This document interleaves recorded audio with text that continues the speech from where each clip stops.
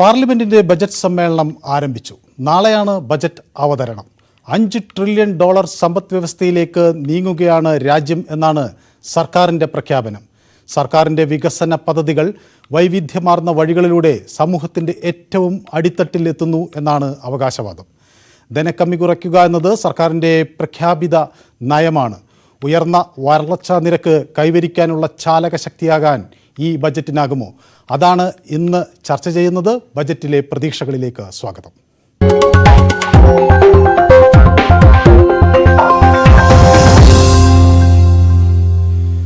നമ്മളോടൊപ്പം ഇപ്പോൾ നിരവധി അതിഥികൾ ചേരുന്നുണ്ട്.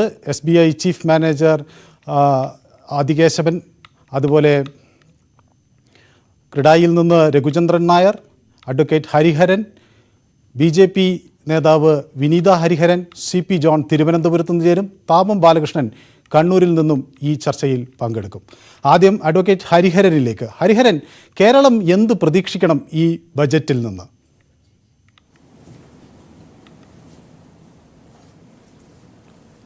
കേരളത്തിൽ ധാരാളം പ്രൊജക്റ്റ് വന്നേ പറ്റൂ. അത് നമുക്ക് പ്രതീക്ഷിക്കാം. അത് ഏതൊക്കെ തരത്തിലായിരിക്കും എന്ന് നമുക്ക് ഉറപ്പൊന്നും പറയാൻ പറ്റില്ലെങ്കിൽ പോലും കേരളത്തിന് എഡ്യൂക്കേഷൻ മേഖലയിൽ ഒരുപാട് പ്രതീക്ഷ ഉണർത്തുന്ന ചലനങ്ങൾ ഈ ബജറ്റിൽ പ്രതീക്ഷിക്കുന്നു. കേരളത്തിന് നികുതി ഇനത്തിൽ എല്ലാ സ്റ്റേറ്റിനെയും പോലെ കേരളത്തിലും ഒരുപാട് പ്രത്യേകിച്ച് ശമ്പളം കൈപ്പറ്റുന്ന സാലറീഡ് സർക്കിളിൽ നല്ല ബെനഫിറ്റ് കിട്ടും. എൻ്റെ ഒരു കണക്ക് കൂട്ടലിൽ സാലറി സർക്കിളിൽ റിബേറ്റ്, അതേപോലെ ഡിഡക്ഷൻ, 80C ആയാലും D ആയാലും 24 ആയാലും ഏതായാലും ബെനഫിറ്റ് വളരെ ഏറെ വന്നു കഴിയുമ്പോൾ സാലറി ക്ലാസ്സിലെ നല്ലൊരു വിഭാഗം, അതേപോലെ 10 ലക്ഷത്തിൽ താഴെ വാർഷിക വരുമാനമുള്ളവർക്കൊക്കെ വളരെ സന്തോഷിക്കാൻ പറ്റും. അപ്പോൾ തീർച്ചയായിട്ടും നികുതി കോംപ്ലയൻസിൽ ഏറ്റവും മുന്നിൽ നിൽക്കുന്ന, ഇൻകം ടാക്സ് മേഖലയിൽ ഏറ്റവും മുന്നിൽ നിൽക്കുന്ന കേരളത്തിന് ഒരുപാട് പ്രതീക്ഷകൾ ഉണ്ടാകും. വിദ്യാഭ്യാസ മേഖലയിൽ വലിയ മുന്നേറ്റം കാഴ്ചവെക്കുന്ന തരത്തിലേക്ക് ബജറ്റ് പദ്ധതികൾ വിഭാവനം ചെയ്യുമെന്ന് പറയുമ്പോൾ അത് ഉന്നത വിദ്യാഭ്യാസം എന്ന് ധരിക്കാനാകുമോ? അതോ താഴെത്തട്ടിലുള്ള വിദ്യാഭ്യാസത്തിന് മാത്രം പ്രാധാന്യം നൽകുന്ന ഒരു രീതി തുടരും എന്നാണോ പ്രതീക്ഷിക്കേണ്ടത്? ഉന്നത വിദ്യാഭ്യാസ മേഖലയിൽ നമ്മൾ പ്രതീക്ഷിക്കുന്ന പല ഇൻസ്റ്റിറ്റ്യൂഷൻസ് ഉണ്ടല്ലോ, അതിൽ അനക്കങ്ങളുണ്ടാകും. ഒപ്പം വിദ്യാഭ്യാസ മേഖലയിൽ മൊത്തം നമ്മൾക്ക് പ്രതീക്ഷിച്ചേ പറ്റൂ. അത് കേരളത്തിന് അതിൻ്റെ ഗുണങ്ങൾ കിട്ടും. എന്താണെന്ന് വെച്ച് കഴിഞ്ഞാൽ ഇവിടെ +2 കഴിഞ്ഞാൽ വിദ്യാഭ്യാസത്തിന് വേണ്ടിയിട്ട് വിദേശങ്ങളെ ആശ്രയിക്കുന്നു. നമ്മുടെ വീടിൻ്റെ പരിസരത്ത് എടുത്തു കഴിഞ്ഞാൽ നേരത്തെ ഒരു വർഷത്തിൽ ഒരാൾ ഒക്കെ വിദേശത്ത് പോയി പഠിക്കാൻ ശ്രമിക്കുന്ന ഒരു കാലഘട്ടത്തിൽ ഇന്ന് ഒരു ദിവസത്തിൽ 10 പേരാണ് ഒരു താലൂക്കിൽ നിന്ന് അല്ലെങ്കിൽ ഒരു പഞ്ചായത്തിൽ നിന്നൊക്കെ വിദേശത്തേക്ക് പഠിക്കാൻ പോകുന്നത്. വാസ്തവത്തിൽ വിദേശത്ത് അത്ര നല്ല വിദ്യാഭ്യാസ രീതിയൊന്നും ഉണ്ടായിട്ടല്ല. അവിടുത്തെ ഒരു സിസ്റ്റം ജോലി ചെയ്തുകൊണ്ട് പഠിക്കാമെന്നും ഇവിടുത്തെ ഒരു സെക്യൂരിറ്റിയുടെ പ്രോബ്ലം, പ്രത്യേകിച്ച് മാനസികമായിട്ടുള്ള സെക്യൂരിറ്റി, പിന്നെ പാരൻറ്റിങ്ങിൻ്റെയൊക്കെ ഒരു കുറേ കാര്യങ്ങളുണ്ട് അതിൽ. അപ്പോൾ വിദേശത്തേക്കുള്ള പഠനം കുറയ്ക്കാൻ വേണ്ടിയിട്ട് തീർച്ചയായും ഹരിഹരൻ, മറ്റൊരു പ്രധാന വിഷയം മലയാളികൾ എപ്പോഴും ഉറ്റുനോക്കുന്നത് ഈ റെയിൽവേ ഗതാഗത മേഖലയുമായി ബന്ധപ്പെട്ടുള്ള വികസനം ഒക്കെയാണ്. നമുക്ക് കൂടുതൽ തീവണ്ടികൾ ലഭ്യമാക്കാൻ അല്ലെങ്കിൽ റെയിൽവേയുടെ വേഗത വർദ്ധിപ്പിക്കാൻ ഒക്കെ ഉതകുന്ന പദ്ധതികൾ ഈ ബജറ്റിൽ ഉൾക്കാഴ്ച ചെയ്യേണ്ടതല്ലേ കേന്ദ്ര സർക്കാർ?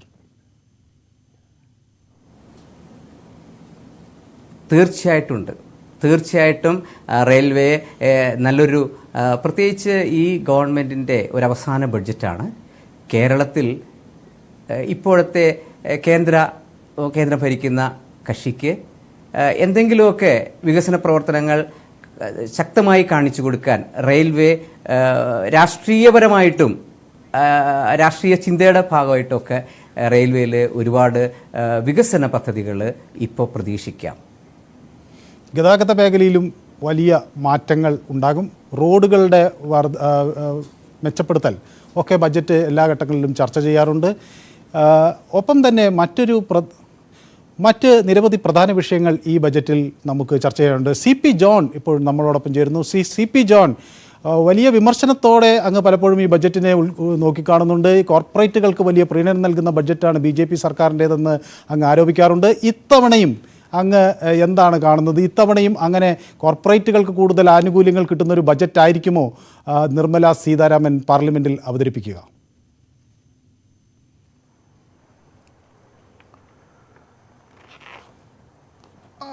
അങ്ങനെ കോർപ്പറേറ്റുകളുടെ കാര്യത്തിലേക്ക് ഞാൻ ചാടി വീഴുന്നതിന് മുൻപ് ഇന്നിപ്പോൾ ഇക്കണോമിക് റിവ്യൂ നിങ്ങളെല്ലാവരും നോക്കിയിട്ടുണ്ടാവുമെന്ന് ഞാൻ വിചാരിക്കുന്നു.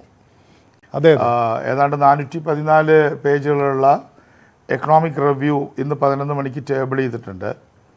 അപ്പോൾ അതിൻ്റെ ഒരു ഒരു ഒരു വിഹക വീക്ഷണം എന്ന് പറയുന്നത് പോലെ നടത്തുന്നത് നന്നായിരിക്കുമെന്ന് എനിക്ക് തോന്നുന്നു. എന്തായാലും എക്കണോമിക് റിവ്യൂ ചാപ്റ്റർ 1 പറയുന്നത് the economy recovery complete, state of the economy recovery complete എന്നാണ്. അപ്പോൾ അവർ ഒരു ശുഭാപ്തി വിശ്വാസമാണ് എക്കണോമിക് റിവ്യൂവിൽ പറയുന്നത്. കാരണം ഇന്ത്യ വലിയ രാജ്യങ്ങളുടെ കൂട്ടത്തിൽ 7% വളർച്ചാ നിരക്കുള്ള ഏക വലിയ ഇക്കോണമിയാണ്. അതുപോലെ തന്നെ യുക്രൈൻ യുദ്ധം ഒരു വലിയ തിരിച്ചടിയായി എങ്കിൽ പോലും യൂറോപ്പിൽ ഭയങ്കരമായിട്ടുള്ള വാം വിൻ്ററാണ് ഇത്തവണ ഉണ്ടായത്. വലിയ വിൻ്റർ ഉണ്ടായില്ല. അപ്പോൾ അതുകൊണ്ട് നമുക്ക് വലിയ ബുദ്ധിമുട്ട് വരില്ല. അതുപോലെ തന്നെ ഇപ്പോൾ വാക്സിനേഷൻ ഏതാണ്ട് യൂണിവേഴ്സലായിട്ട് തന്നെ ഏതാണ്ടൊക്കെ ഇന്ത്യ പൂർത്തിയാക്കിയിട്ടുണ്ട്. ഇങ്ങനെയുള്ള കാരണം കൊണ്ട് 2020 പുറകോട്ട് നടന്ന നമ്മുടെ ഇക്കോണമി ഏതാണ്ട് വീണ്ടും അതിൻ്റെ മുന്നിലേക്ക് നടക്കാൻ തുടങ്ങിയിട്ടുണ്ട് എന്ന ഒരു ശുഭാപ്തി വിശ്വാസമാണ് നമ്മുടെ ഇക്കണോമിക് റിവ്യൂവിൻ്റെ ചാപ്റ്ററുകൾ മറിച്ച് നോക്കുന്ന സമയത്ത് നമുക്ക് കാണാൻ കഴിയുന്നത്.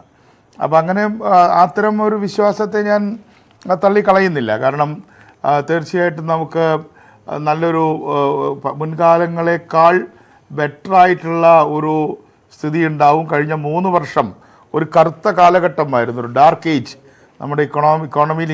ലോകത്തിൻ്റെ ആകെ ഇക്കോണമിയിൽ തന്നെ ഒരു ഡാർക്ക് ഏജ് ആയിരുന്നല്ലോ. ആ ഡാർക്ക് ഏജിൽ നിന്ന്, അല്ലെങ്കിൽ വലിയൊരു തുരങ്കത്തിൽ നിന്ന് പതുക്കെ നമ്മൾ കടന്ന് മുന്നോട്ട് പോകുമ്പോൾ അങ്ങനെ കടക്കുന്നവരുടെ കൂട്ടത്തിൽ ഇന്ത്യ മുന്നിലായിരിക്കും എന്ന ഗവൺമെൻറ് ഓഫ് ഇന്ത്യയുടെ ഈ ഓപ്റ്റിമിസം, അവരുടെ ചില ചാപ്റ്ററുകൾ തന്നെ പറയുന്നുണ്ട്, with optimism and hope India's medium term growth outlook, ഒരു ഓപ്റ്റിമിസം ആൻഡ് ഹോപ്പാണ് എന്ന് പറയുന്നതിനോടൊന്നും ഞാൻ വലിയ തരത്തിൽ വിയോജിക്കുന്നില്ല. കാരണം അതിപ്പോൾ ഏത് പാർട്ടി പറയുന്നു എന്നുള്ളതിനേക്കാളുപരി ഇന്ത്യ ഗവൺമെൻറ്റിൻ്റെ സാമാന്യം തർക്കമില്ലാത്ത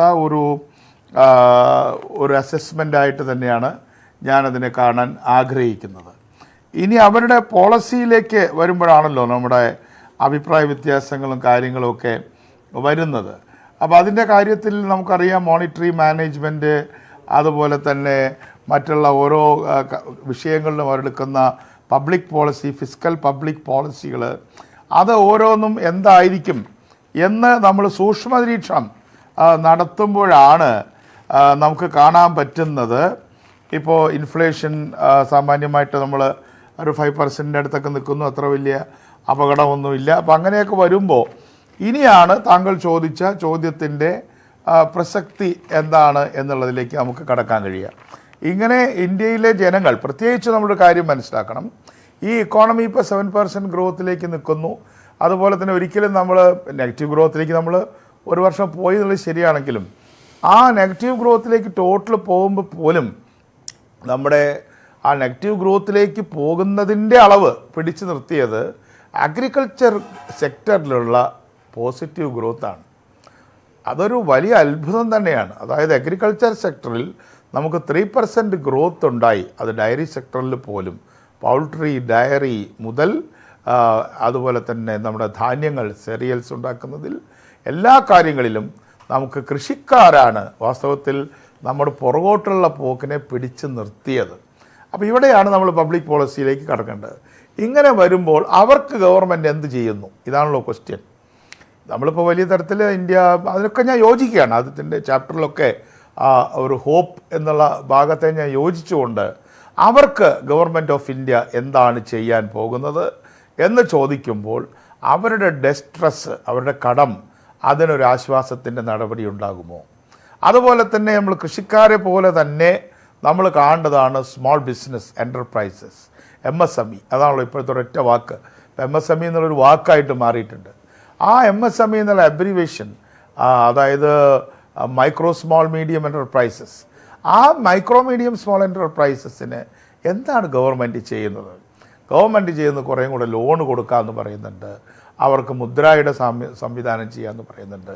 പക്ഷേ ഈ മുദ്ര എടുത്തവരും ലോൺ എടുത്തവരുമായിട്ടുള്ള എൻ്റർപ്രൈസുകൾ എന്ത് ചെയ്യണം? അതേപോലെ തന്നെ കൃഷിക്കാർ തന്നെ അവരുടെ കർഷകർ മരിച്ചുപോയി. ഇപ്പം ഞാനിതായിട്ട് മിക്സ് ചെയ്ത് പറയില്ല, ഇവിടെ നെല്ല് ഉണക്കുമ്പോഴാണ് ഒരു കർഷകൻ മരിച്ചത് ഫാൻ വെച്ചിട്ട്, ആ വീടാകെ തകർന്നു പോവുകയാണ്. അങ്ങനെയൊക്കെയുള്ള സന്ദർഭങ്ങളിൽ നമ്മുടെ കർഷകർക്കും സ്മോൾ എൻ്റർപ്രൈസസിനും എന്തെങ്കിലും മാറ്റി വെച്ചിട്ടുണ്ടോ? അല്ലെങ്കിൽ CP ജോൺ, ഞാൻ താങ്കൾക്ക് കുറെ കൂടെ സമയം തരാം. പക്ഷെ അതിനു മുമ്പ് നമുക്ക് മറ്റ് അതിഥികളിലേക്ക് ഒന്ന് പെട്ടെന്ന് പോയി വരാം. അങ്ങ് ഉന്നയിച്ച ഈ ആദ്യത്തെ കുറച്ച് ചോദ്യങ്ങൾക്ക് ഒരു മറുപടി ലഭിക്കേണ്ടതുണ്ട്. ശ്രീമതി വിനീത ഹരിഹരൻ അവർ കൊച്ചിയിൽ നിന്ന് ചേരുന്നുണ്ട്. ശ്രീമതി വിനീത ഹരിഹരൻ, ഒരുപക്ഷെ CP ജോൺ ഉന്നയിച്ച ഈ ആരോപണങ്ങൾ അല്ലെങ്കിൽ ഇതിൻ്റെ വിമർശനങ്ങൾ കേട്ടുകാണും. ഈ സാമ്പത്തിക സർവേ വലിയ കാര്യങ്ങൾ പറയുന്നു, വികസനം അല്ലെങ്കിൽ വളർച്ചാ നിരക്ക് കൂടും എന്ന കാര്യം എടുത്തു പറയുന്നു. പക്ഷേ ഈ സാധാരണക്കാരൻ്റെ വിഷയങ്ങൾക്കുള്ള മറുപടി എന്ത്? പബ്ലിക് പോളിസി എന്ത്? ഈ ചോദ്യത്തിന് കടാശ്വാസം എന്ത്? ഇത്തരം ചോദ്യങ്ങളാണ് സാധാരണക്കാർ ഉന്നയിക്കുന്നത്. അതുതന്നെയാണ് സ്വാഭാവികമായും CP ജോണും ഉന്നയിച്ചത്. എന്താണ് BJP സർക്കാരിന് അതിനുള്ള മറുപടി?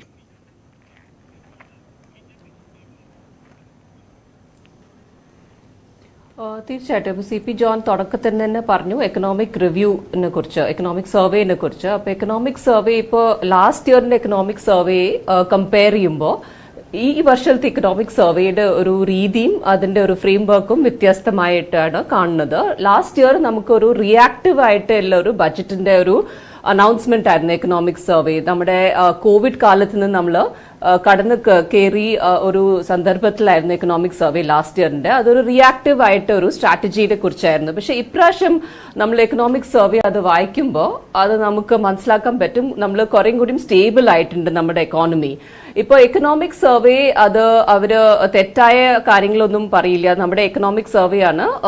നമ്മുടെ എക്കണോമിക് സർവേയിലെ കാര്യങ്ങളെ CP ജോൺ ഖണ്ഡിക്കുന്നില്ല. അദ്ദേഹം അത് റേ ഓഫ് ഹോപ്പ് അല്ലെങ്കിൽ ആശാകിരണം കാണുന്നു എന്ന് അദ്ദേഹം അംഗീകരിക്കുന്നു. പക്ഷേ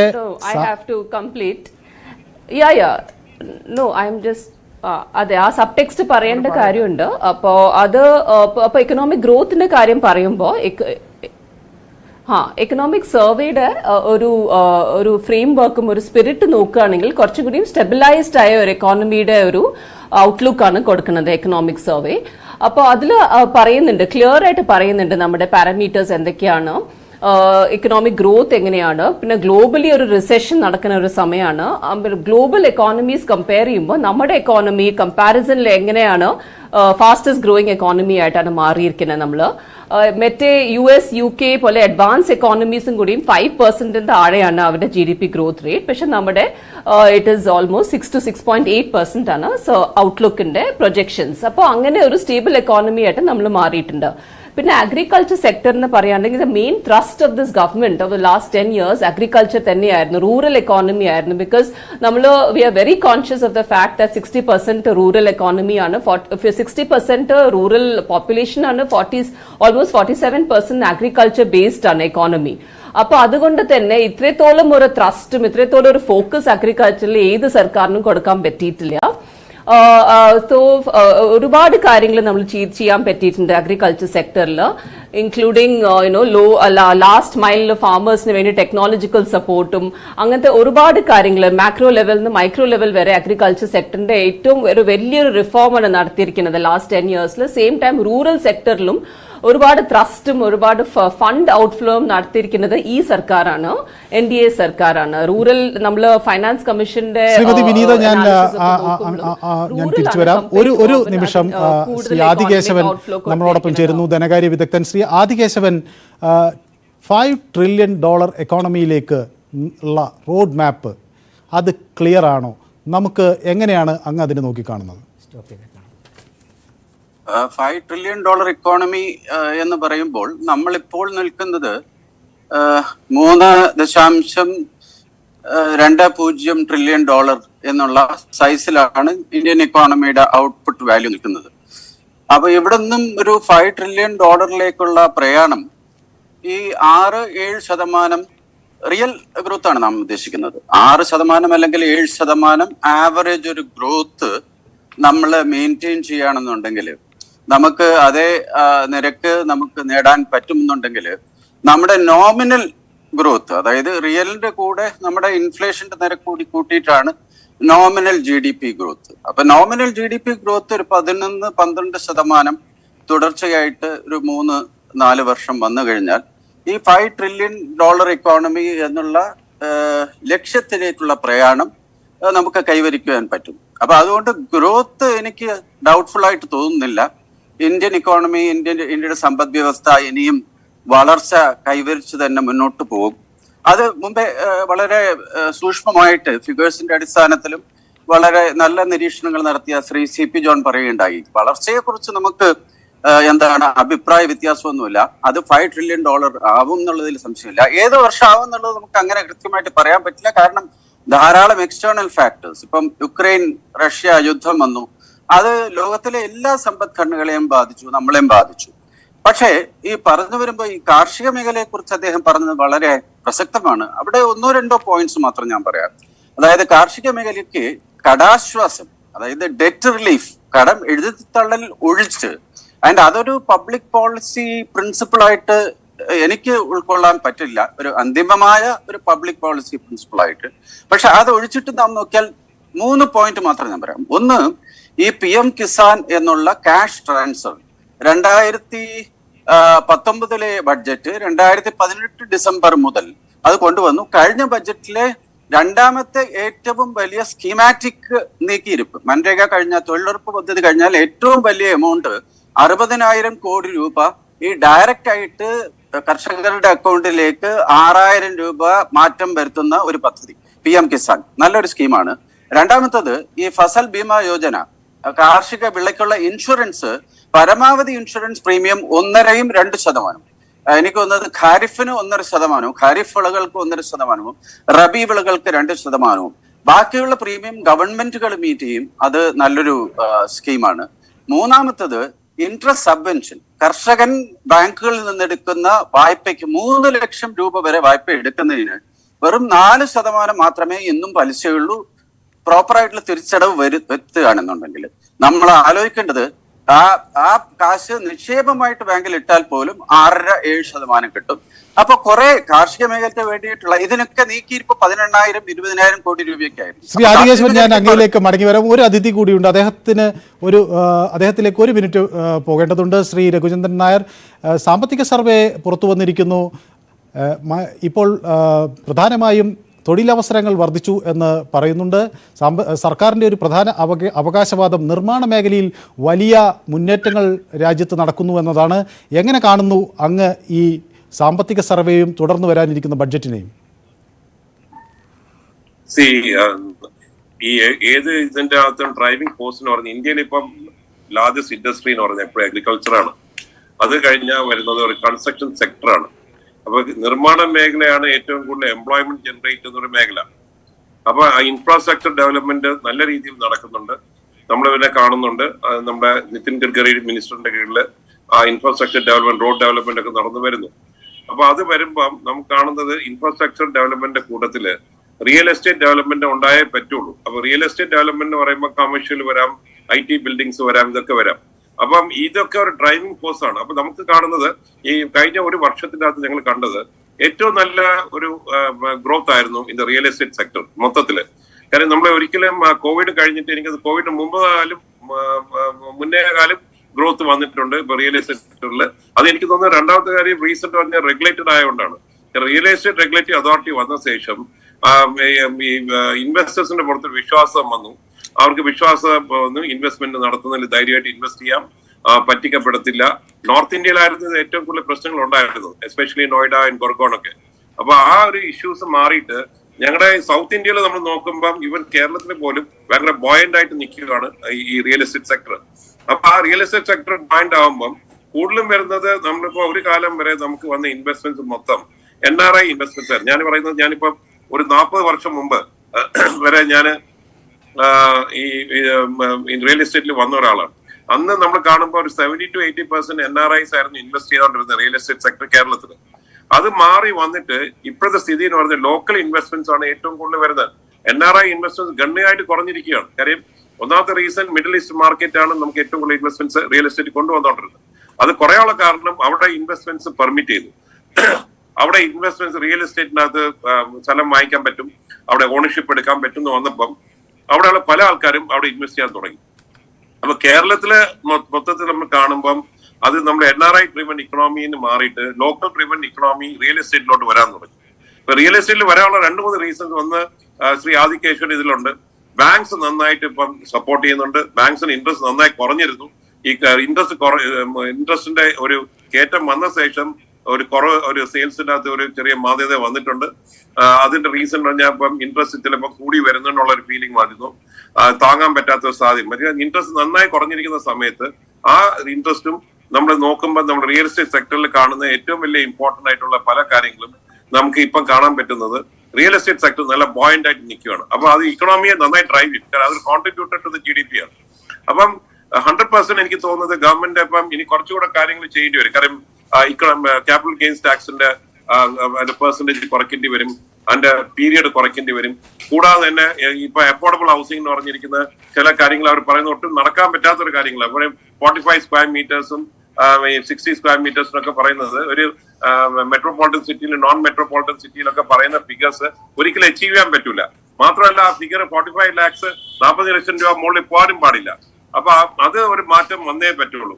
പിന്നെ നമ്മൾ റെന്റൽ ഇൻകം, എനിക്കത് റെന്റൽ ഇൻകം പെർമിറ്റ് ചെയ്യണം. കാര്യം ഒരു individual rental income up to 20 lakhs വരെ എക്സെപ്ഷൻ കൊടുക്കുക. കാര്യം അത് കൊടുക്കുമ്പോൾ I am quite sure that അല്ലെങ്കിൽ എന്ത് പറ്റും, നമ്മുടെ rural population 2% rural population migrate ചെയ്തുകൊണ്ടിരിക്കുക ടു ദ സിറ്റീസ്. അപ്പൊ മൈഗ്രേറ്റ് ചെയ്ത് വരുമ്പോൾ ഇവർക്ക് റെന്റലായിട്ട് നല്ല റെന്റൽ ഇൻകം റെന്റലിന് കിട്ടിയില്ലെങ്കിൽ അവർ സ്ലംസിലോട്ട് മാറും.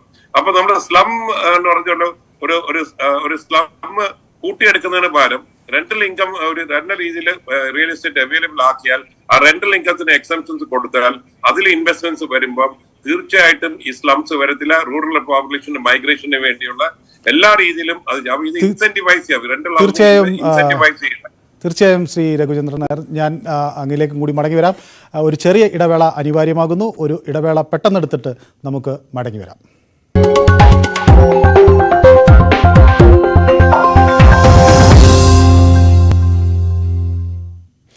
ബജറ്റിലെ പ്രതീക്ഷകളായിരുന്നു നമ്മൾ ചർച്ച ചെയ്തുകൊണ്ടിരുന്നത്.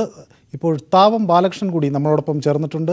ശ്രീ താവം ബാലകൃഷ്ണൻ, തൊഴിൽ മേഖലയിൽ വലിയ ഉത്സാഹം കാണുന്നു എന്നാണ് സർക്കാരിൻ്റെ അവകാശവാദം. കൂടുതൽ തൊഴിലവസരങ്ങൾ സൃഷ്ടിക്കാനുള്ള സാഹചര്യം ഒരുങ്ങുന്നു എന്നാണ് കേന്ദ്ര സർക്കാർ വ്യക്തമാക്കുന്നത്. എങ്ങനെ കാണുന്നു അങ്ങ് ഈ പുതിയ വരാനിരിക്കുന്ന ബജറ്റിനെ? തൊഴിലവസരങ്ങൾ കൂടുതൽ സൃഷ്ടിക്കാൻ വരാനിരിക്കുന്ന ബജറ്റിന് കഴിയുമെന്നാണോ കരുതേണ്ടത്?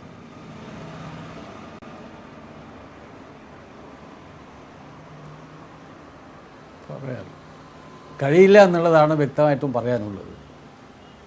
കേന്ദ്ര ഗവൺമെൻറ് ഇപ്പോൾ തുടർന്നു വരുന്ന സാമ്പത്തിക നയം മൂലധന കോർപ്പറേറ്റുകളുടെ താല്പര്യം സംരക്ഷിക്കുന്ന ആ നയവുമായിട്ട് മുന്നോട്ട് പോകുന്ന ഒരു ബഡ്ജറ്റ് അവതരിപ്പിച്ചാൽ ഇന്നത്തെ നിലയിൽ രൂക്ഷമായ തൊഴിലില്ലായ്മയിലേക്കും വിലക്കയറ്റത്തിലേക്കും രാജ്യം തള്ളിവിടാൻ വേണ്ടി പോവുകയാണ്. യാതൊരു സംശയവുമില്ല. കാരണം ഗവൺമെൻറ് തുടർന്ന നയതാണ്. ഇവിടെ ഏറ്റവും വലിയ ശതകോടീശ്വരന്മാർ, ഏറ്റവും വലിയ സമ്പന്നന്മാരെ സമ്പന്നരാക്കി വളർത്തുന്ന ഒരു വിഭാഗം കഴിഞ്ഞ 8 വർഷം കാലം കൊണ്ട് സാധാരണക്കാരൻ്റെ സബ്സിഡി മുഴുവനും നിർത്തലാക്കി ഈ സമ്പന്നരുടെ 8 വർഷം കൊണ്ട് 13 ലക്ഷം കോടി രൂപ അവർക്ക് വേണ്ടി എഴുതിത്തള്ളിയിട്ടുണ്ട് ഈ കേന്ദ്ര ഗവൺമെൻറ്.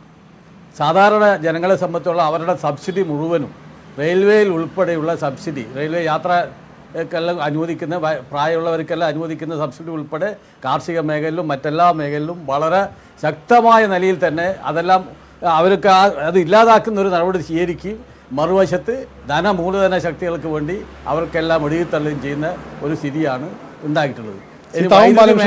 കൂടുതൽ സമയം തരാം. ഒന്നുകൂടി നമുക്ക് CP ജോണിലേക്ക് പോകുന്നുണ്ട്. ശ്രീ CP ജോൺ, കാർഷിക മേഖലയെക്കുറിച്ചാണ് അങ്ങ് സംസാരിച്ചു കൊണ്ടിരുന്നത്.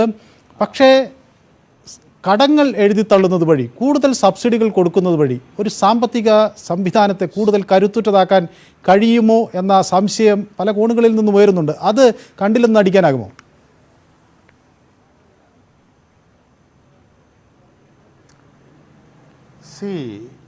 ഇത് നേരത്തെ സംസാരിച്ച സ്നേഹിതൻ പറഞ്ഞതുപോലെ നിങ്ങൾ എല്ലാവർക്കും സൗജന്യങ്ങൾ കൊടുക്കണം എന്നുള്ളതാണ് ഞാൻ പറയുന്നത്. ഇപ്പം ഇവിടെ പ്രശ്നം, നിങ്ങളിപ്പോൾ ഒരു കോർപ്പറേറ്റ് കുഴപ്പത്തിലായ അവരെ ഹെൽപ്പ് ചെയ്യും, ഒരു ബാങ്ക് തകർന്ന് അവരെ ഹെൽപ്പ് ചെയ്യും, അവരെ റീമോണിറ്റൈസ് ചെയ്യും, അല്ലെങ്കിൽ അവരെ റീക്യാപിറ്റലൈസ് ചെയ്യും.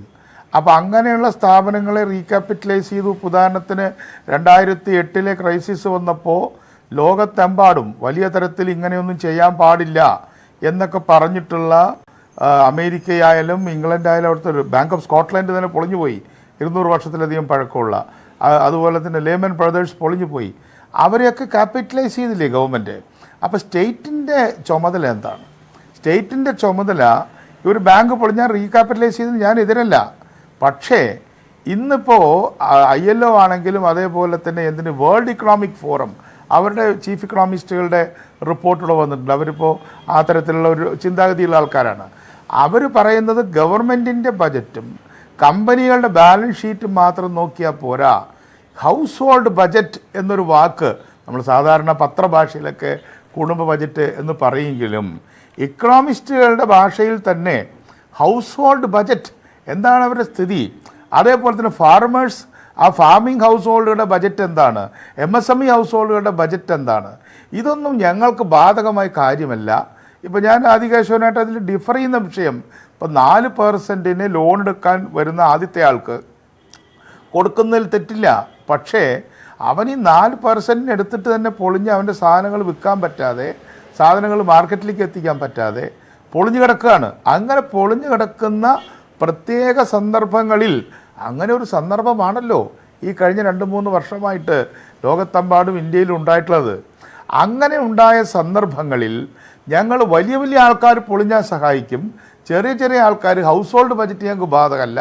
MSMEക്കാരൻ്റെ ബജറ്റ് പിന്നെ ബാലൻസ് ഷീറ്റ് ഞങ്ങൾക്ക്, അവന് ബാലൻസ് ഷീറ്റ് എഴുതാൻ പോലും ഒന്നും ഉണ്ടാവില്ല. 1.5 ആളൊക്കെയാണ് അതിൽ പണിയെടുക്കുന്നത്. ചിലപ്പോൾ ഒരു സൈക്കിളിൻ്റെ പഞ്ചറൊട്ടിക്കുന്നവനായിരിക്കും, അല്ലെങ്കിൽ ചിലപ്പോൾ ഒരു എന്താ പറയുക കാറ്റടിച്ച് കൊടുക്കുന്ന ഒരുത്തനായിരിക്കും. അപ്പോൾ ആ തരത്തിലുള്ള കുഞ്ഞു കുഞ്ഞു എൻ്റർപ്രൈസ് വളരെ ഇമ്പോർട്ടൻ്റ് ആണത്.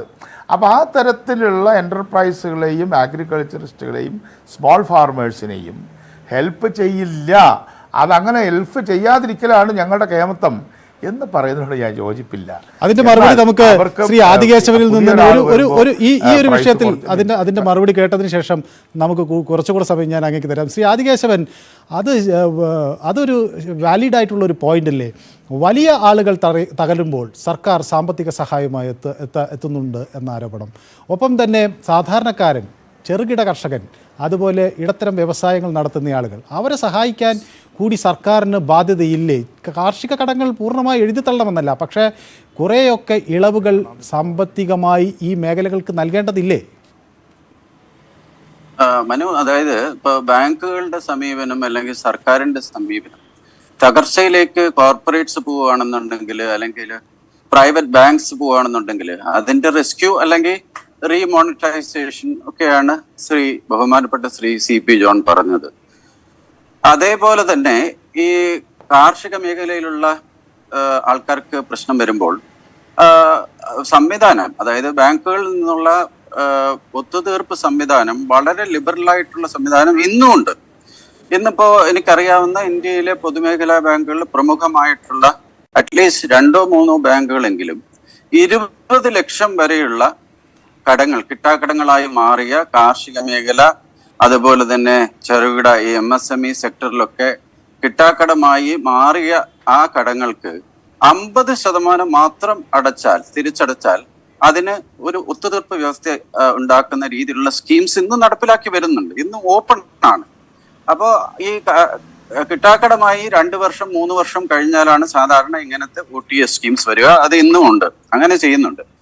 ഞാൻ സൂചിപ്പിച്ചത് പരക്കെയുള്ള ഒരു ഡെറ്റ് റിലീഫ്, അതും ഈ പറയുന്ന കേന്ദ്ര സർക്കാർ അല്ലെങ്കിലും സംസ്ഥാന സർക്കാരുകൾ, ഈ കേന്ദ്ര സർക്കാർ ഭരിക്കുന്ന അതേ രാഷ്ട്രീയ കക്ഷി തന്നെയാണ് ഉത്തർപ്രദേശിൽ ഭരിച്ചത്. അവര് ഒരു ഡെറ്റ് റിലീഫ് അനൗൺസ് ചെയ്തു, മഹാരാഷ്ട്രയിൽ അനൗൺസ് ചെയ്തു, കർണാടകത്തില് വേറെ ഏതോ ഗവൺമെന്റ് ആണ് അവർ അനൗൺസ് ചെയ്തു, മധ്യപ്രദേശിൽ അനൗൺസ് ചെയ്തു. ഇതെല്ലാം സ്റ്റേറ്റ് ഗവൺമെന്റുകൾ അനൗൺസ് ചെയ്ത ഡെറ്റ് റിലീഫാണ്. അവിടെയെല്ലാം കാർഷിക കടങ്ങൾ എഴുതി തള്ളപ്പെട്ടു. പക്ഷെ അതുകൊണ്ടുണ്ടായ ഒരു പ്രത്യാഘാതം, കാർഷിക മേഖലയിലെ വായ്പകളുടെ തോത് ഭയങ്കരമായിട്ട് കുറഞ്ഞു. കാരണം ഈ കാർഷിക കടങ്ങൾ എഴുതി തള്ളുമ്പോൾ വായ്പ എടുത്തിട്ടുള്ള, അതായത് പൊതുവെയുള്ള എഴുതിത്തുള്ളതാണ് ഞാൻ പറയുന്നത്, അതായത് ഒരു സ്കീമാറ്റിക് എന്തെങ്കിലും ഇളവുകൾ അല്ലെങ്കിൽ സെറ്റിൽമെന്റ് ടേംസ് ആയിട്ട് കൊടുക്കുന്നതിനെ കുറിച്ചല്ല, മൊത്തത്തിൽ എഴുതി തള്ളുമ്പോൾ കാർഷിക കടം എടുത്താൽ തിരിച്ചടയ്ക്കേണ്ട എന്നുള്ള ഒരു തോന്നലിലേക്ക് പൊതുവെ മാർക്കറ്റ് അങ്ങനെ മൂവ് ചെയ്യും. അത് കാർഷിക മേഖല മാത്രമല്ല, ഇപ്പോൾ വലിയ കോർപ്പറേറ്റുകളുടെ കടവും കംപ്ലീറ്റ് ആയിട്ട് എഴുതി തള്ളുകയാണെന്നുണ്ടെങ്കിൽ അത് സംഭവിക്കും. കോർപ്പറേറ്റുകളുടെ കടം അങ്ങനെ എഴുതി തള്ളപ്പെട്ടിട്ടില്ല. ഈ വരുന്ന എന്താണ് ഹെയർ കട്ട് എന്ന് പറയുന്ന അല്ലെങ്കിൽ ഇളവുകൾ എന്ന് പറയുന്നത് നിയമ നടപടിക്ക് നീങ്ങിയതിനു ശേഷം നിയമ നടപടി നീണ്ടുപോവുകയും ആസ്തി ഇല്ലാതെ വരികയും ചെയ്യുമ്പോൾ അവര് ഒരു സെറ്റിൽമെന്റ്, ബാങ്കും ആ കോർപ്പറേറ്റും തമ്മിലുള്ള ഒരു സെറ്റിൽമെന്റ്, ബാങ്കുകളും കോർപ്പറേറ്റും തമ്മിലുള്ള ഒരു സെറ്റിൽമെന്റിൽ ഏർപ്പെടും. ആ സെറ്റിൽമെന്റിൽ കുറെ ഇളവുകൾ ഈ കോർപ്പറേറ്റിന് കിട്ടും.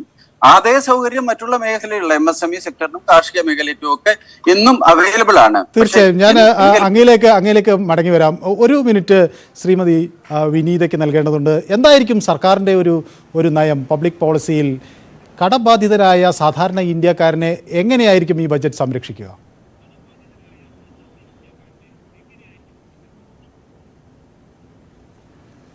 ഞാൻ ഇപ്പോൾ പറഞ്ഞ പോലെ തന്നെ ഇപ്പോൾ അടിസ്ഥാന സൗകര്യങ്ങളുടെ ഒരു ഫേസ് നമ്മൾ കഴിഞ്ഞു കൂടിയിരിക്കുകയാണ്. പാൻഡമിക് കഴിഞ്ഞിട്ടും ഒരുപാട് നേട്ടങ്ങൾ നമ്മൾ നേടിയ എക്കണോമിയിൽ GDP ഗ്രോത്തിന്റെ ഒരു ഫിഗർ തന്നെ അത് സെൽഫ് എക്സ്പ്ലനേറ്ററി ആണ്. GDP ഗ്രോത്ത് എന്ന് പറഞ്ഞാൽ റിച്ച് ആൾക്കാരുടെ മാത്രം ഒരു മെഷർമെന്റ് അല്ല, പുവറസ്റ്റ് ഓഫ് ദ പുവറിന്റെയും പെർഫോമൻസും ഔട്ട്പുട്ടും മെഷർ ചെയ്ത ഒരു ഹോളിസ്റ്റിക് ഇൻഡിക്കേറ്റർ ആണ് GDP ഗ്രോത്ത്. പിന്നെ ഈ അഗ്രികൾച്ചറിനെ പറ്റി പറഞ്ഞു. അപ്പൊ അഗ്രികൾച്ചർ എക്സ്പോർട്സ് ഇപ്പൊ $50.2 ബില്യൺ ആണ് ഇപ്പൊ റെക്കോർഡ് ചെയ്തിരിക്കുന്നത്. റെക്കോർഡ് ഫിഗർ ആണ് അത്. ഇപ്പൊ അഗ്രികൾച്ചർ സെക്ടറിലും ഹോളിസ്റ്റിക് റിഫോം നടത്തിയ ഒരു സർക്കാരാണ് ഇത്.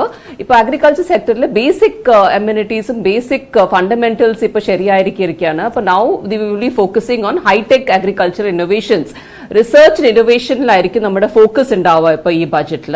അതേപോലെ തന്നെ വൈൽഡ് റിസർച്ച് ആൻഡ് ടെക്നോളജിയും ഇന്നോവേഷൻസിൽ ഫോക്കസ് ചെയ്ത സമയത്തിൽ തന്നെ സെയിം ടൈമിൽ നമ്മൾ ബേസിക് കമ്മ്യൂണിറ്റീസും അതിന്റെ സബ്സിഡീസും പ്രോഗ്രാംസും അത് നിലവിൽ ഇരിക്കുന്നതായിരിക്കും. That will not be discarded. Shrimati Vineetha, ഞാൻ മടങ്ങി വരാം. ഹരിഹരൻ, ഈ ന്യായവാദം അംഗീകരിക്കാൻ കഴിയുന്നതാണ്. വിനീത, ഞാൻ മടങ്ങി വരാം ഒരു മിനിറ്റ് സമയത്ത്. ഈ അഡ്വക്കേറ്റ് ഹരിഹരൻ, ഈ വാദം അംഗീകരിക്കാൻ കഴിയുന്നതാണ്. എന്ത് തോന്നുന്നു, നമ്മുടെ സാധാരണക്കാരനായ കടബാധിതനായ ആളുകൾക്ക് ഇളവുകൾ വേണം എന്ന നിലപാട് CP ജോൺ ഉന്നയിക്കുമ്പോൾ അതിനെ എങ്ങനെയാണ് കാണുന്നത് താങ്കൾ? തീർച്ചയായിട്ടും അത്തരത്തിൽ ഒരു ഇളവുകൾ പ്രഖ്യാപിക്കേണ്ടതാണ്.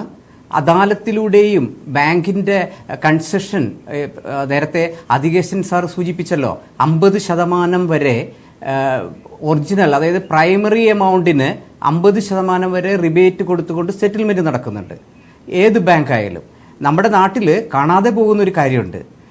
ഇയാൾ ഒരു സംരംഭത്തിന് ലോൺ എടുക്കണു, അത് കൃഷി ആയിക്കോട്ടെ മറ്റ് സൗകര്യങ്ങളാകട്ടെ, ആ കാശ് ഡൈവേർട്ട് ചെയ്യുന്നുണ്ട്. ആ ഡൈവേർഷൻ ഈ ലോണ് കടബാധ്യതയ്ക്ക് ഒരു വലിയ കാര്യമാണ്. അതുകൂടാതെ പരസ്പര ജാമ്യം നടക്കുന്നുണ്ട്. യെസ്, അതുകൂടാതെ അദാലത്തിലൂടെ ഈ കാര്യമായി, കാരണം എപ്പോഴും ഞങ്ങൾ ഈ ബാങ്കിൻ്റെ പ്രശ്നങ്ങളുമായിട്ട് സമീപിക്കുമ്പോൾ അദാലത്തിലൂടെ നല്ല പരിഹാരങ്ങൾ നടക്കുന്നുണ്ട്. അതുകൂടാതെ മാറിയ സാഹചര്യത്തിൽ ആഗോളമായിട്ട് നടക്കുന്ന കാര്യങ്ങൾ, സാമ്പത്തിക രംഗത്തെ മാറ്റങ്ങൾ, അതേപോലെ IBC വന്നപ്പോൾ ഒരുവിധം നല്ല സംരംഭകന് കമ്പനീസ് ഒരു പ്രൈവറ്റ് ലിമിറ്റഡ് കമ്പനിയായി ഫോം ചെയ്ത് ബാങ്കുമായി നെഗോഷിയേറ്റ് ചെയ്ത് നല്ല കൺസെഷനിൽ ലോൺ കിട്ടുന്നുണ്ട്. ഇൻസോൾവൻസി ബാങ്ക്രപ്സി കോഡ് അത് വന്നു. തീർച്ചയായും ഞാൻ ഒരു മിനിറ്റ് ഇടപെടുകയാണ്. അങ്ങയിലേക്ക് ഞാൻ മടങ്ങി വരാം. ശ്രീ രഘുചന്ദ്രൻ നായർ, ഇത് എങ്ങനെയാണ് രഘുചന്ദ്രൻ നായർ കാണുന്നത്? ഈ ബാങ്കിങ് സെക്ടറിൽ നിന്ന് ഈസ് ഓഫ് ഡൂയിങ് ബിസിനസ് എന്ന് നാം അടിക്കടി പറയാറുണ്ട്. അത് വളരെ പ്രാധാന്യം അർഹിക്കുന്നതുമാണ്. അത്തരത്തിൽ ഒരു പിന്തുണ ബാങ്കിങ് സെക്ടറിൽ നിന്ന് കിട്ടാൻ ഈ ബജറ്റ് സഹായകമാകുമോ? എന്തായിരിക്കും ആ നിലയ്ക്ക് ബജറ്റ് ഈ ബാങ്കിങ് സെക്ടറിൽ മാറ്റങ്ങൾ വരുത്താൻ ആഗ്രഹിക്കുക? നമ്മൾ കാണുന്നത് ബാങ്കിങ് സെക്ടറിൽ മാറ്റങ്ങൾ വന്നു കഴിഞ്ഞ ഒരു കാലഘട്ടമാണ്. കാര്യം റിയൽ എസ്റ്റേറ്റ് മേഖലയിലായിരുന്നു ഏറ്റവും ഡിഫിക്കൽട്ട് ആയിട്ടുള്ള ഒരു ഇൻവെസ്റ്റ്മെന്റ്സ് ബാങ്കിന് അതിന് സപ്പോർട്ട് കിട്ടുന്ന ഒരു കാലഘട്ടം ഉണ്ടായിരുന്നു. കാര്യം അതിനകത്ത് റിയൽ എസ്റ്റേറ്റ് സെക്ടർ തന്നെ അതിന്റെ ഉത്തരവാദികളാണ്. കാരണം നമ്മൾ കാണുന്നത് ആ റിയൽ എസ്റ്റേറ്റ് സെക്ടറിന്റെ ഒരു ക്രെഡിബിലിറ്റി ഇല്ലായ്മയും ട്രാൻസ്പാരൻസി ഇല്ലായ്മയും ഇങ്ങനെ പല ഇഷ്യൂസ് ഉണ്ടായിരുന്ന ഒരു കാലഘട്ടമായിരുന്നു. അത് എനിക്ക് തോന്നുന്നു ഗവൺമെന്റ് ആ കാലം UPA ഗവൺമെന്റ് കഴിഞ്ഞ് പിന്നെ ഈ വന്നിരിക്കുന്ന BJP ഗവൺമെന്റ് വന്ന ശേഷവും നമ്മളെ ഈ റിയൽ എസ്റ്റേറ്റ് റെഗുലേറ്ററി അതോറിറ്റി വന്ന ശേഷം ബാങ്കിന് ആ സെക്ടറിൽ പ്രയോറിറ്റി ലെൻഡിങ് കൊടുക്കാൻ ഇപ്പൊ ഭയങ്കര തയ്യാറായിട്ട് വന്നിട്ടുണ്ട്. ഇപ്പൊ നമ്മൾ റിയൽ എസ്റ്റേറ്റ് ഗ്രോത്ത് കാണുന്ന പോലും ബാങ്കിങ് സെക്ടർ ധൈര്യമായിട്ട് റിയൽ എസ്റ്റേറ്റ് സെക്ടറിൽ ഫണ്ട് ചെയ്യാൻ തയ്യാറായി വന്നിരിക്കുന്നത് തന്നെ അവിടെ നല്ലൊരു കൺട്രോൾ ഉണ്ട്. ആ ഇരിക്കുന്ന അവിടെ അതിൽ മുടക്കുന്ന തുകയും അതിൽ കിട്ടുന്ന തുകയും റെഗുലേറ്റഡ് ആണ്. ആ തുക എടുത്ത് നമ്മൾ വക മാറ്റി ചിലവാക്കാൻ പറ്റൂല. അപ്പൊ അങ്ങനെ വന്നപ്പോൾ അതിന്റെ അകത്ത് കോൺഫിഡൻസ് ലെവൽ കൂടി. അപ്പം ആ ഇരിക്കുന്ന വന്നിപ്പോ നിലവിൽ നിൽക്കുന്ന ബിൽഡേഴ്സ് മൊത്തം, ഇപ്പൊ നിലവിൽ കച്ചവടം ചെയ്യുന്ന ബിൽഡേഴ്സ് മൊത്തം ഈ ഇരിക്കുന്ന ഒരു ഡിസിപ്ലിൻ്റെ അകത്ത് പെട്ടവരാണ്. കാരണം ഫ്ലൈ ബൈ നൈറ്റ് ഓപ്പറേറ്റേഴ്സ് എല്ലാം ഡിസപ്പിയർ ചെയ്ത് കഴിഞ്ഞു.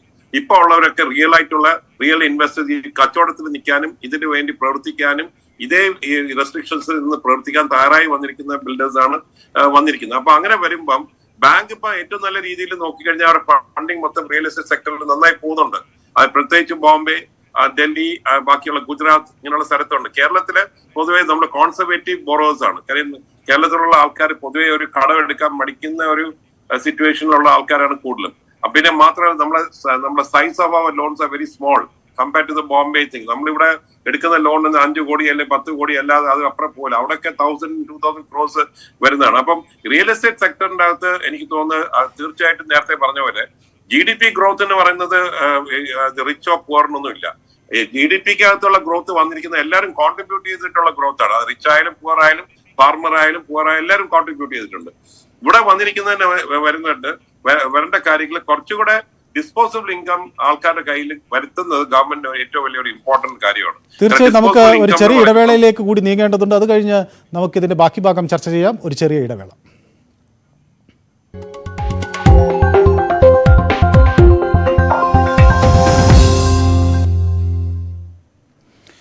ബഡ്ജറ്റ് പ്രതീക്ഷകളാണ് നാം ചർച്ച ചെയ്ത് കൊണ്ടിരുന്നത്.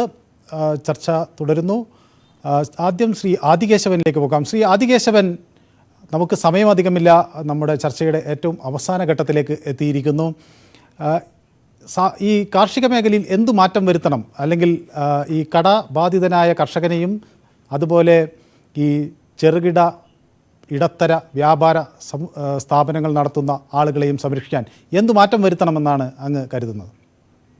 വളരെ നന്ദി മനു, വീണ്ടും ആ ചോദ്യത്തിലേക്ക് തന്നെ വന്നതിന്. കാരണം ഞാനത് എനിക്ക് പൂർത്തീകരിക്കാൻ പറ്റിയില്ല. ശ്രീ CP ജോൺ ഉന്നയിച്ച കാര്യം വളരെ ഇമ്പോർട്ടൻ്റ് ആയിട്ടുള്ള പ്രാധാന്യം അർഹിക്കുന്ന കാര്യം. അപ്പം സിസ്റ്റത്തിൽ അല്ലെങ്കിൽ വ്യവസ്ഥിതിയിൽ കുറെ മാറ്റങ്ങൾ നമ്മൾ വരുത്തേണ്ടിയിരിക്കുന്നു. ഒന്ന്, ചെറുകിട വായ്പകൾ എടുത്തിട്ടുള്ള ആൾക്കാർ, അത് ഈ കർഷകരാവാം, അല്ലെങ്കിൽ അദ്ദേഹം പറഞ്ഞതുപോലെ 1.5 ആളിനെ വെച്ച് പണിയെടുപ്പിക്കുന്ന ഒരു സ്ഥാപനം, അല്ലെങ്കിൽ ബാലൻസ് ഷീറ്റ് എന്ന് പറഞ്ഞാൽ എന്താണെന്ന് പോലും അറിയാത്ത ആൾക്കാർ, കച്ചവടം നടത്തുന്നവർ, അവരെല്ലാം ഇങ്ങനെ സ്വയം തൊഴിൽ കണ്ടെത്തുന്നത് കൊണ്ടാണ് നമ്മുടെ ഈ അൺഎംപ്ലോയ്മെന്റ് പ്രശ്നം ഇത്രയും കുറഞ്ഞു നിൽക്കുന്നത്. അതേപോലെ തന്നെ വീട് വായ്പ എടുത്തിട്ട് വരെ ജപ്തി നടപടി നേരിടുന്ന ആൾക്കാരെ നമുക്കറിയാമല്ലോ.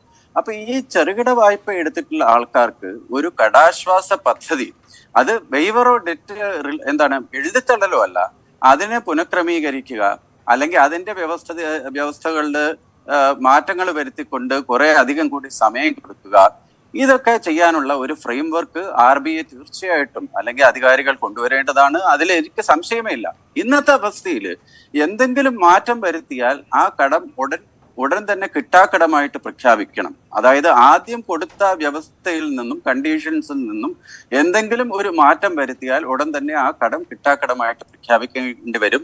അതാണ് അദ്ദേഹം ഉദ്ദേശിച്ചതെങ്കിലും, അതായത് ഈ സാധാരണക്കാരുടെ കടം വീട്ടാനായിട്ടുള്ള സഹായകരമായിട്ടുള്ള ഒരു ഫ്രെയിംവർക്ക് നമുക്ക് തീർച്ചയായിട്ടും ആലോചിക്കേണ്ടതാണ്, അത് കൊണ്ടുവരേണ്ടതുമാണ് എന്നുള്ളത് എനിക്ക് സംശയമില്ല. തീർച്ചയായും.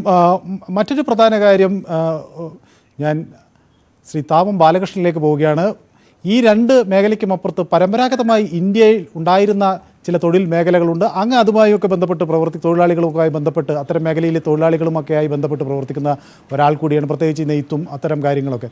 ഈ ബജറ്റ് അത്തരത്തിൽ വീണ് കിടക്കുന്ന പരമ്പരാഗതമായ നമ്മുടെ തൊഴിൽ കേന്ദ്രങ്ങളെ കൂടുതൽ കരുത്താർജിപ്പിക്കുന്നതിന് എന്തെങ്കിലും സംഭാവനകൾ നൽകും എന്ന് കരുതേണ്ടതുണ്ടോ ശ്രീ താപം ബാലകൃഷ്ണൻ?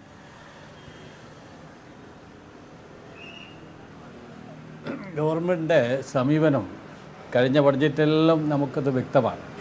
ഇപ്പോൾ കൈത്തറി മേഖല ഇന്ത്യയിൽ ഒരു കാലത്ത് കൃഷി കഴിഞ്ഞാൽ ഏറ്റവും കൂടുതൽ ആളുകൾ ഉപജീവനമാർഗം കഴിക്കുന്ന ഒരു മേഖലയാണ് കൈത്തറി വ്യവസായം, കൈത്തറി ടെക്സ്റ്റൈൽ വ്യവസായം.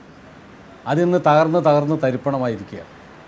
കേന്ദ്ര ഗവൺമെൻറ് ആണെങ്കിൽ അതിൽ നിന്ന് ഈ കൈത്തറി വ്യവസായം കേന്ദ്ര സംസ്ഥാന ഗവൺമെൻറ്റുകളുടെ സംരക്ഷണം കൊണ്ട് മാത്രം നിലനിൽക്കുന്ന വ്യവസായമാണ്. കേന്ദ്ര ഗവൺമെൻറ് അതിൽ നിന്ന് മാറിപ്പോവാണ്. ആ സഹായങ്ങളിൽ ഇല്ലാതാക്കുന്ന രീതിയിലേക്കാണ് കാര്യങ്ങൾ. റിബേറ്റ് എല്ലാം കൊടുക്കുന്നത് നിർത്തലാക്കുന്നതാണ്. കേന്ദ്ര ഗവൺമെൻറ് കൊടുത്ത് നിർത്തലാക്കി 2009 മുതൽ കേന്ദ്ര ഗവൺമെൻറ് നിർത്തലാക്കിയാണ്. ഇവിടെ കേരളം കൊടുക്കുന്നതാണ്. അതുപോലെ സമീപനമാണ്. ഇപ്പോൾ തൊഴിലുറപ്പ് പദ്ധതി ബഡ്ജറ്റിൽ കുറവ് വരുത്തിക്കൊണ്ടിരിക്കുകയാണ്. അതിൽ ആളുകൾ വാങ്ങാനുള്ള കഴിവുണ്ടാകുമ്പോൾ സമ്പദ്ഘടനയിൽ അത് മാറ്റം വരുത്തുന്നതാണ്. അപ്പോൾ ആ മേഖല തൊഴിലവസരങ്ങൾ ഉണ്ടാക്കാനുള്ള ഒരു വലിയ മേഖലയായിരുന്നു പാവങ്ങൾക്ക്. അത് ബഡ്ജറ്റിൽ ഓരോ ബഡ്ജറ്റിലും ആ വെട്ടി കുറവ് വരുത്തിയാണ്.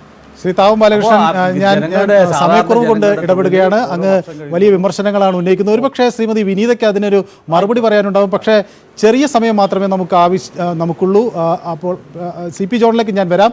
ആദ്യം ശ്രീമതി വിനീത, എന്ത് തോന്നുന്നു? ഇത്തരം തൊഴിലുറപ്പ് മേഖലകളിലെ വെട്ടിക്കുറവ്, പരമ്പരാഗത വ്യവസായങ്ങളെ സംരക്ഷിക്കാൻ കഴിയുന്നില്ല എന്ന വിമർശനം, ഇതിനെയൊക്കെ എങ്ങനെയാണ് നേരിടുന്നത്? വളരെ ചുരുങ്ങിയ വാക്കുകളിൽ.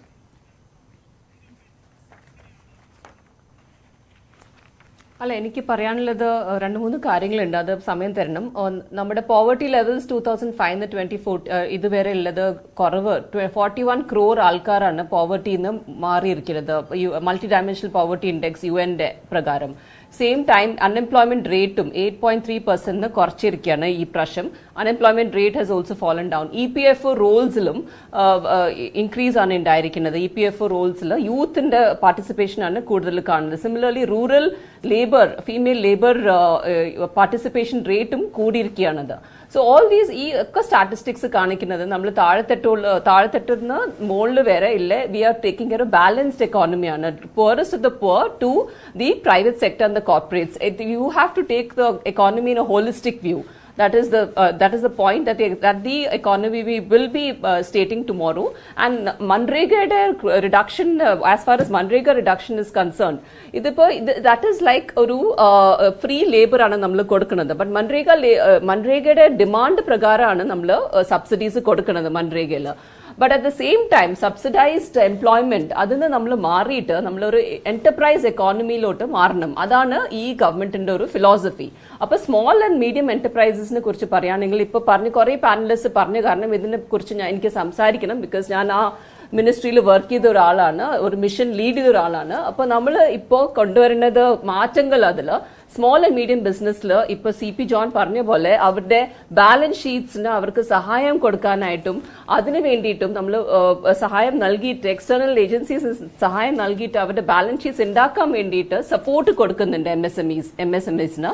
ലാസ്റ്റ് ബഡ്ജറ്റിൽ നിർമ്മല സീതാരാമൻ ജി ഇൻട്രൊഡ്യൂസ് ചെയ്ത സ്കീമാണ് raising and accelerating MSME productivity. അതിൽ നമ്മൾ right to the balance sheet അവർക്ക് എങ്ങനെയാ അവർ ലോൺ അപ്ലോഡ് ചെയ്യേണ്ടത്, ആപ്ലിക്കേഷൻസ് എങ്ങനെ അപ്ലോഡ് ചെയ്യേണ്ടത്, അങ്ങനെ ഹാൻഡ് ഹോൾഡിങ്ങിന് വേണ്ടിയിട്ട് ഫുഡ് സോൾജേഴ്സിനെ നമ്മൾ കൊടുക്കുന്നുണ്ട് ഈ പ്രോഗ്രാംസിന്റെ ഒരു ത്രൂ സച്ച് പ്രോഗ്രാംസ്. അപ്പോൾ ഒരു ഹോളിസ്റ്റിക് ഡെവലപ്മെന്റ് ആണ് നടക്കുന്നത് ഇന്ത്യയിൽ. Golden period of India's development എന്ന് പറയാം, ദ ലാസ്റ്റ് 10 years. ശ്രീമതി വിനീത ഒന്ന് ഇടപെടുകയാണ്. കൂടുതൽ അവസരം മറ്റൊരു ചർച്ചയിൽ നമുക്ക് നൽകാൻ കഴിയും, കാരണം നമ്മുടെ സമയം അതിക്രമിക്കുകയാണ്. CP ജോണിന് പറയാനുണ്ടാകും. ശ്രീ CP ജോൺ, ചുരുങ്ങിയ വാക്കുകളിൽ എന്ത് തോന്നുന്നു? ശ്രീമതി വിനീതയുടെ വാദം അംഗീകരിക്കാൻ കഴിയുന്നതാണോ?